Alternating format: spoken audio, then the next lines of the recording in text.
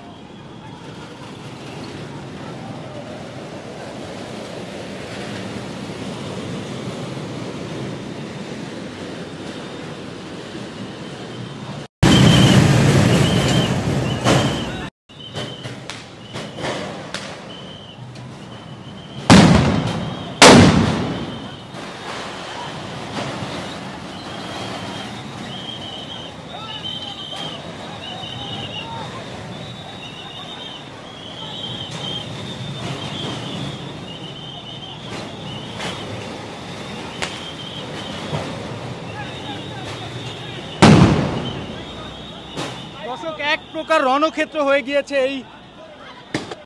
এই যমুনা, এক প্রকার রণক্ষেত্র হয়ে গিয়েছে। দেখতেই পাচ্ছেন যে পুলিশ শিক্ষার্থীদের উপর সাউন্ড গ্রেনেড নিক্ষেপ করছেন এবং জলকামান নিক্ষেপ করছেন দফায় দফায়। শিক্ষার্থীদের ছত্রভঙ্গ করার জন্য জলকামান নিক্ষেপ করছেন এই যমুনার যে প্রধানমন্ত্রীর সাথে বানবনকে